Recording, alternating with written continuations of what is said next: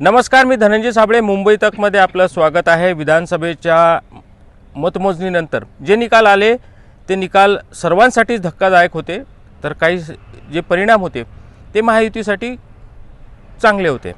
पण हे जे निवडणुकीचे जे रिझल्ट आलेले आहेत, जे परिणाम आलेले आहेत, याचं प्रिडिक्शन आम्ही ज्यावेळेस मतदान झालं होतं त्यानंतर पत्रकारांसोबत चर्चा करून केलं होतं. पण आता याच निर्णयानंतर किंवा याच संपूर्ण निकालानंतर पत्रकारांचं जे प्रिडिक्शन होतं खरं ठरलं.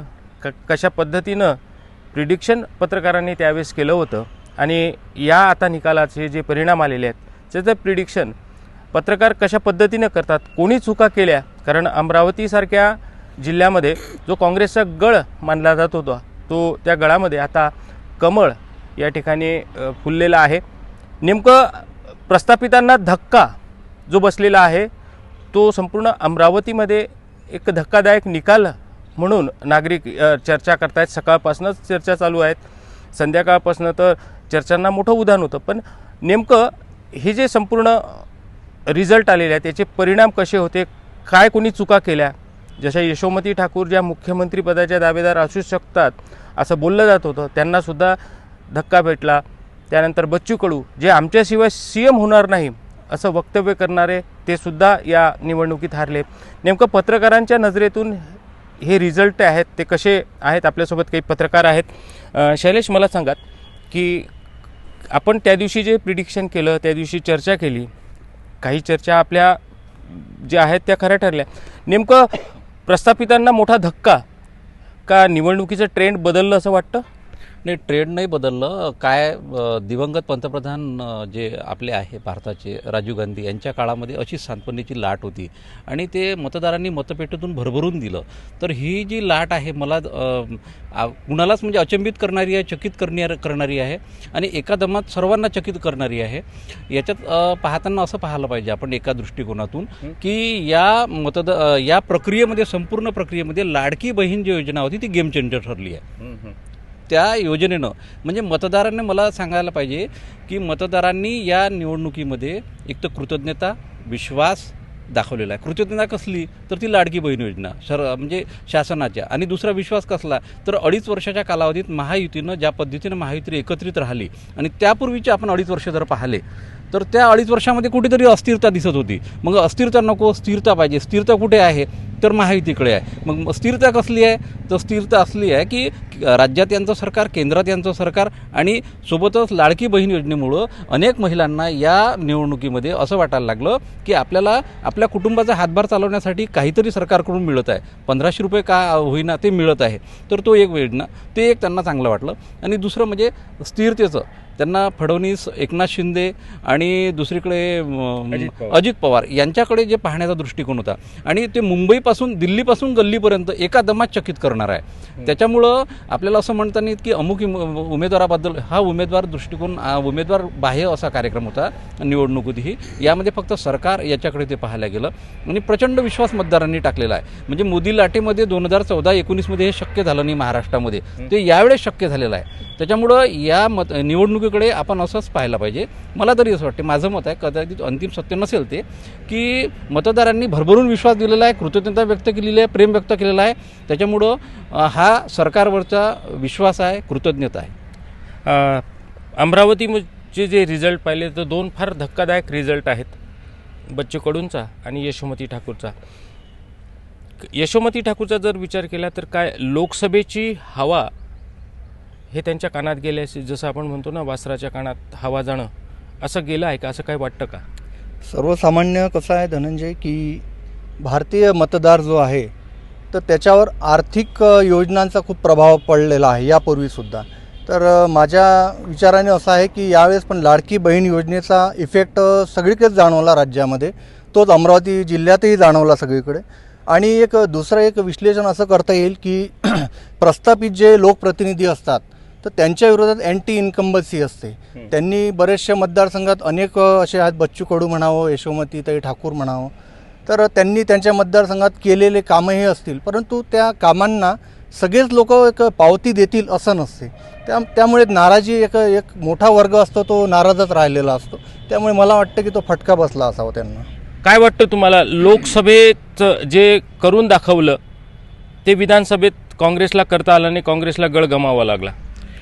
अमरावती जिल्ह्याची परिस्थिती पाहता अमरावतीत काँग्रेसबद्दल जे लोकसभेत खासदार निवडून आलेले होते बळवंत वानखळे, लोकसभेत खासदार निवडून आल्यानंतर अमरावती जिल्ह्यात काँग्रेसबद्दल एक दलित आणि मुस्लिम म्हणून एक असं ध्रुवीकरण पसरवण्यात आलं. त्यामुळे या अमरावती जिल्ह्यात म्हणजे दाखवण्यात आलं की काँग्रेस केवळ दलितांची आणि मुस्लिमांची आहे. आणि त्यात योगी इथे आले, कटोंगे तो बटोंगे असे जे झालेले आहेत त्याचा फटका निश्चितच आपल्या अमरावती जिल्ह्यात काँग्रेसला बसलेला आहे. त्यामुळे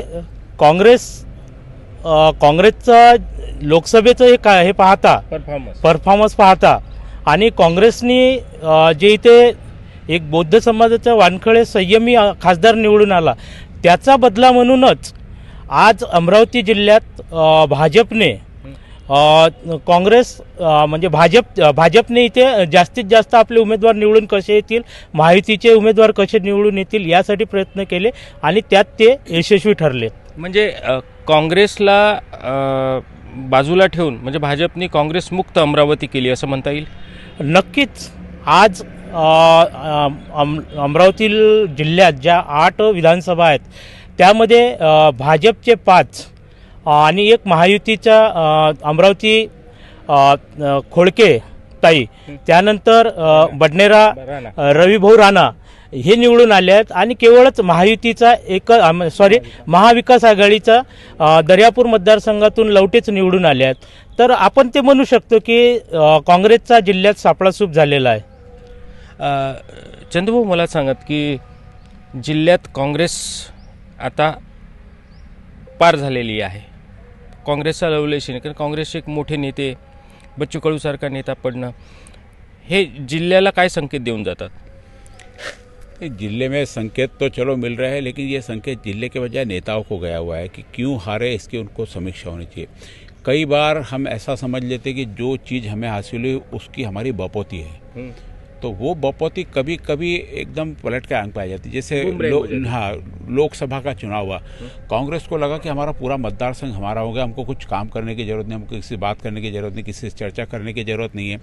तो वो जो स्थिति यहाँ पे अमरावती वो पूरे महाराष्ट्र में देखने को आई. और लाड़की बहन योजना एक निश्चित रूप से लालच के रूप में दिया गया, जिसका इम्पैक्ट हमने लोकसभा में देखा. लेकिन जो यहाँ पे कांग्रेस की स्थिति अभी हो गई है, यानी जैसे हम यशोमती ताई की बात करें तो 5,000 या 9,000 वोट तक उन्होंने पहुँचे. वहाँ पे कई लोग 60,000 लोग वोट पे चुन के आगे, जहाँ अमरावती की सीट वहाँ 90,000 वोट तक पहुँचे. यानी कांग्रेस का वोट बैंक और कोटा कहीं कम नहीं हो, वो बढ़ गया और उसका फ़ायदा उन्होंने ले गया. बच्चू कडू की बात आप करते हो तो बच्चू कडू की यानी पूरा एक बहुत प्लानिंग के साथ में कि पहले एक भाजपा का उम्मीदवार दिया जाता है, उसको पूरा भाजपा वाले घोषित करते कि डमी है.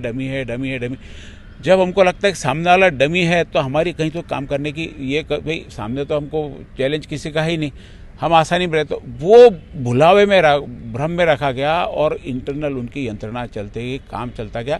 और सिर्फ एक अमरावती ही नहीं, पूरे महाराष्ट्र में बीजेपी और संघ के लोगों ने बहुत जाके गहराई तक जाके काम किया, हर व्यक्ति तक पहुँचे. सिर्फ ये वोट बैंक मेरा है, ये वोट कहीं नहीं जा सकता, मेरे सिवा पर्याय नहीं, ये धारणा पे नहीं रहा. किसी मतदार को गृहित पकड़ा नहीं गया भाजपा ने, मतदार संघ को नहीं जिस तरीके से इन लोगों ने पकड़ा है. इन्होंने ये गट्ठा हमारा, कहाँ जाएंगे दलित मुस्लिम, कहाँ जाएंगे, हमको ही मिलेंगे, हमारे सिवा पर्याय नहीं है. और रहा लोकसभा में, इनको लगता कि कांग्रेस की जीत हुई है. लोकसभा में कांग्रेस की जीत नहीं, नवनीत राणा हारी थी, क्योंकि पूरे हराने के प्रयास थे और पूरा जितने भी विरोधी उसमें राणा के खिलाफ भाजपा के भी कुछ नेता ले उनको पराजित करने में. नहीं ठीक है, वो राणा से उस समय दुश्मनी रहेंगे, लेकिन राणा अमरावती में सबसे पावरफुल लीडर के रूप में उभर के आया. साथ में खुद की सीट लाई है, साथ में केवलराम काड़े को वहाँ की सीट दिलाई, मेलघाट की वो लाई है. तायडे जिसको यानी पूरा डमी कैंडिडेट करके भाजपा के कार्यकर्ताओं ने घोषित किया. 17 लोग चले गए थे निवेदन लेके कि इनकी टिकट कैंसिल करो, नहीं तो हम काम नहीं बागी बन के खड़े रहेंगे. उस व्यक्ति को बच्चू कड़ू के खिलाफ में चुन के लाना, एक दिग्गज नेता के सामने चुन के लाना, ये राणा परिवार का यानी नवनीत राणा और रवि राणा दोनों की बहुत बड़ी इसमें ये रही। और 1,06,000 वोटों से केवलराम काड़े को चुन कर लाना है, जहाँ राजकुमार पटेल सरी के पूरे जिनकी ग्राउंड में पूरी जानकारी है उनको धराशायी कर देना प्रहार का उम्मीदवार था। और वहाँ पे जो इन्होंने इस बहाने क्या किया, राणा ने अपने जितने भी दुश्मन थे सबका सफाया कर दिया। बच्चू कडू का सफाया किया, यशोमती का सफाया किया, वहाँ अड़सुल का वहाँ पे सफाया कर दिया। ये सारी चीज़ें अब यानी हम अमरावती लोकसभा में ये कह सकते हैं कि एक राणा नाम का राणा पैटर्न चलेगा और कोई भी राजनीति कोई भी चीज़ बिना उनके हिस्सेदारी की अब नहीं होगी। एक नया संदेश इस बार के विधानसभा के चुनाव में गया है पूरा। काय वाटतं तुम्हाला, राणा पॅटर्न अमरावतीत सफल झाला, राणा पॅटर्नचं नाव घेतलं जात आहे? वास्तविक माझ्या मताप्रमाणे की रवी राणांनी जी पोकळी निर्माण झाली होती भाजपमध्ये, तर ती भरून काढण्याचं काम केलेलं आहे.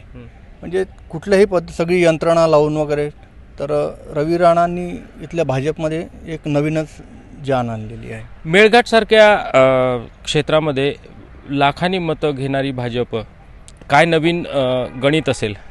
काय झालं की लोकसभेच्या विजयानंतर काँग्रेसच्या डोक्यामध्ये काहीतरी हवा गेली होती आणि महाविकास आघाडी प्रचंड जोमामध्ये होती.